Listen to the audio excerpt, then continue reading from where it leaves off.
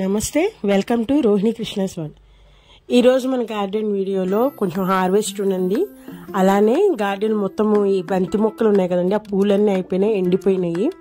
So నేను ఆ మొక్కలన్నీ తీసేసాను. కొన్ని కుండీలు కూడా అన్నీ క్లియర్ చేసేస్తున్నానండి. ఇలా ఎండిపోయిన బంతి మొక్కలు అవన్నీ నేను ఏం చేస్తానంటే, ఫస్ట్ ఇట్లా చిన్న పీసెస్గా కట్ చేసేసుకొని ప్రతి కుండీలో లాస్ట్లో అంటే ఒక లేయర్గా వేసేస్తారండి. ఇదంతా వేసేసి దానిపైన కొంచెం మట్టి, దాని మీద మళ్ళీ కట్ చేసిన ఈ బంతి, ఎండిపోయిన కొమ్మలు ఇవన్నీ ఉంటాయి కదా, ఇవన్నీ ఒక లేయరు, మళ్ళీ కొంచెం మట్టి ఒక లేయరు, ఆ విధంగా వేసుకుంటానండి పాట్స్ అన్నీ కూడా.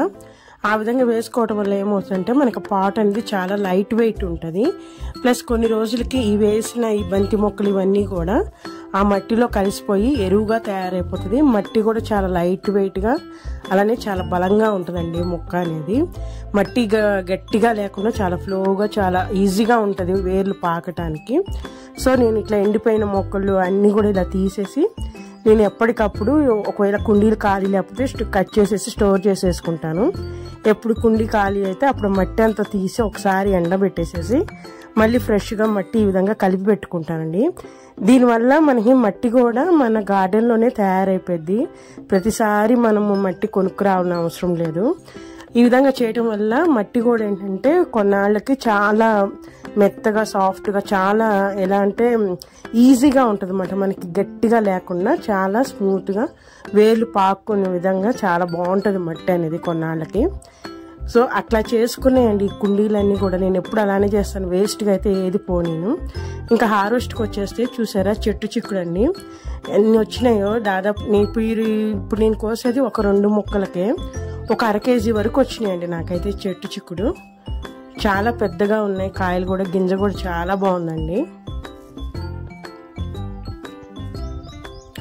మొన్న సంక్రాంతి తర్వాత నాకు చాలా జలుబు, ఫీవర్, దగ్గు అంతా వచ్చిందండి. వాయిస్ ఓవర్ ఇవ్వటానికి కూడా కుదరలేదు.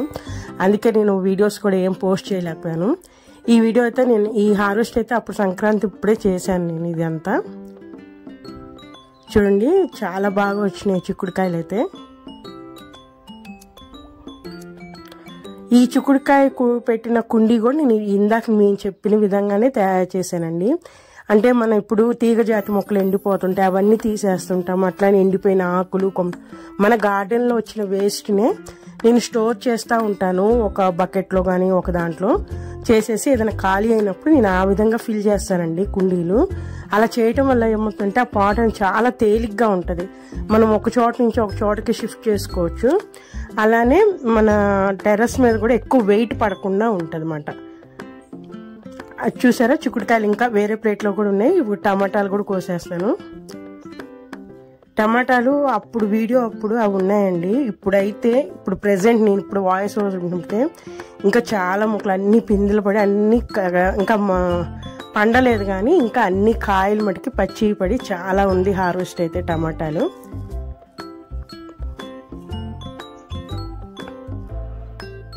అప్పుడప్పుడే స్టార్ట్ అవుతున్నాయి టమాటాలు నాకైతే గార్డెన్లో.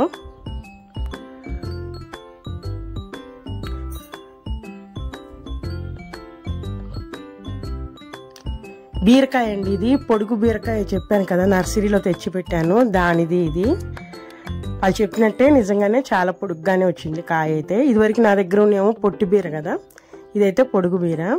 అలానే ఇది కాకరకాయ చెట్టు, కాకరకాయ చెట్టుకు కూడా కాకరకాయలు వచ్చేసినాయి, అవి కూడా హార్వెస్ట్ చేసేస్తున్నాను.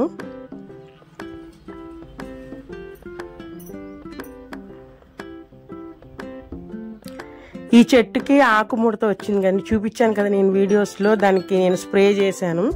ఆకు ముడదంతా పోయి చూసారా పిందెలు పడి మనకి హార్వెస్ట్కి కూడా రెడీ అయిపోయింది కాకరకాయ చెట్టు అనేది.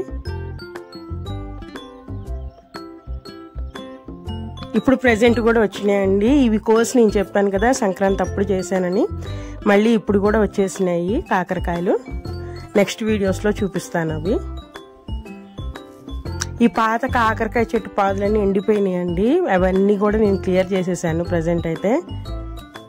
ఇది వచ్చేసరికి కనుపు చిక్కుడు అండి. కనుపు చిక్కుడు కూడా అసలు మనం అంటే మంచిగా పాకాలి కానీ అసలు ఎంత కాపు వచ్చిద్దో అండి. అదైతే చిన్న చెట్టు అయినా కాయలు మటుకి చాలా బాగా వస్తుంది ఇది. కనుపు చిక్కుడు టేస్ట్ కూడా చాలా బాగుంటుందండి. చూడండి, నేను ఇప్పుడు చూపిస్తాను ఎన్ని కాయలు వచ్చి. చూస్తే చెట్టు చిన్నగానే ఉంటుంది, కానీ కాపు మటుకి భలే వస్తుందండి కనుపు చిక్కుడు. మనము ఈ కాపు అయ్యే టయానికి మనం గనక ఒక 2-3 కాయలు చెట్టుకే వదిలేస్తే మళ్ళీ నెక్స్ట్ మనం మళ్ళీ వేసుకోవడానికి ఈ గింజలే ఉంటాయండి. మళ్ళీ పద్దాక కొనుక్కోకుండా నేనైతే ఎప్పుడు అలానే స్టోర్ చేస్తాను.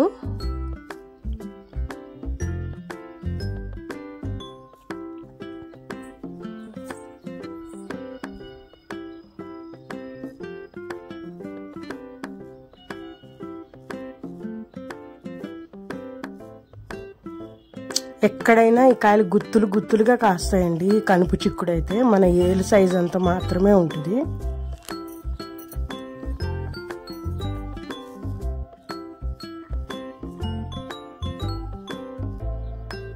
ఈ దొండకాయలండి, దొండకాయల పాదు కూడా ఇప్పుడే అల్లుకుంటుందండి. మళ్ళీ కొత్త తీగలు వచ్చి వాటికి వచ్చిన కాయలు.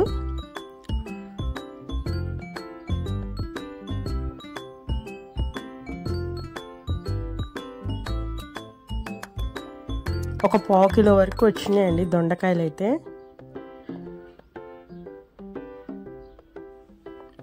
చూసారా, అదంతా అదే కాకరకాయను బీరపాదండి, ఎండిపోయినాయి అవన్నీ కూడా క్లీన్ చేసేసాను.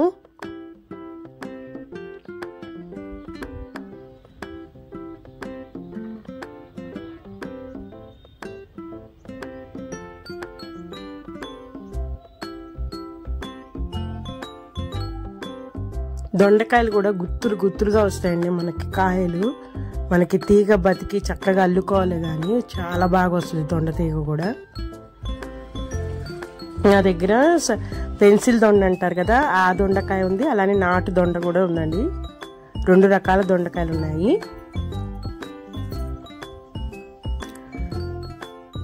క్యాలీఫ్లవర్ అండి, పువ్వు స్టార్ట్ అయింది, అంటే ఈ హార్వెస్ట్ చేసే టయానికి ఆ స్టేజ్లో ఉన్నాయి. ఇప్పుడైతే హార్వెస్ట్కి వచ్చేసినాయండి క్యాలీఫ్లవర్ అయితే. చూసారా, అన్ని పువ్వు స్టార్ట్ అయింది క్యాలీఫ్లవర్.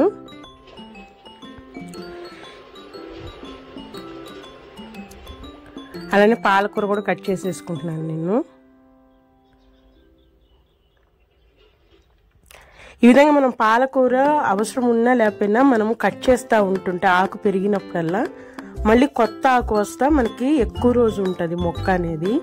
లేకపోతే ఆకు ముదిరే కొద్దీ ఇంకా గింజ స్టార్ట్ అయిపోద్దండి. ఇంకా మొక్క మనం ఎన్నిసార్లు కట్ చేసినా కూడా ఇంకా మొక్క పనికి రాదు మనకి. అందుకని ఆకులు కోసేస్తూ ఉండాలి మనము.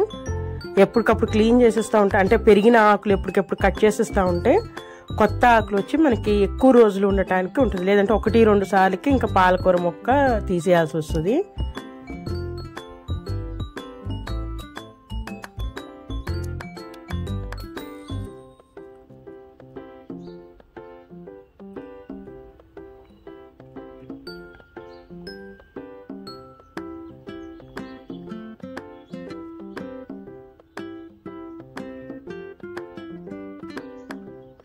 ముదిరిపోయిన ఆకులు కానీ ఏమైనా ఉన్నా కూడా అవన్నీ కట్ చేసేసి డస్ట్బిన్లో పడేయాలి మనము. అప్పుడే కొత్త గ్రోత్ అనేది మళ్ళీ స్టార్ట్ అవుతుంది. లేదంటే అట్లానే ముదిరిపోతుంది అన్నమాట. ఇది చూసారా, పాలకూరకు ఒకవైపు కూడా గింజలు వచ్చేసినాయి.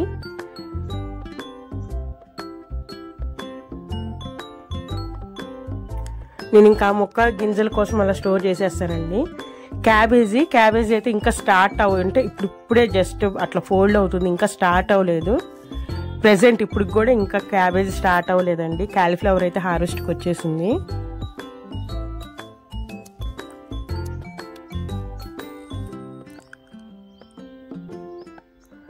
నేను ఇందాక చెప్పాను కదండి, ఏదైనా బకెట్ ఖాళీ అయినప్పుడు మళ్ళీ అంటే గార్డెన్లో వచ్చిన వేస్ట్ మట్టి అట్లా వేసి అలా ఫిల్ చేసినాయండి 2 పార్ట్లు వేసేసి. నేనేం చేసేసానంటే పైన గోంగూర విత్తనాలు వేసేసాను. మనకు ఆ గోంగూర హార్వెస్ట్ వచ్చే టయానికి మనకి ఆ మట్టి అంతా రెడీ అయిపోతుంది. మరి ఇదేనండి ఈరోజు వీడియో అయితే. నా వీడియో కనుక నచ్చితే ప్లీజ్ సబ్స్క్రైబ్ మై ఛానల్. అలానే లైక్ చేయండి, షేర్ చేయండి. మరొక మంచి వీడియోతో మళ్ళీ కలుస్తాను. ఉంటానండి, బాయ్.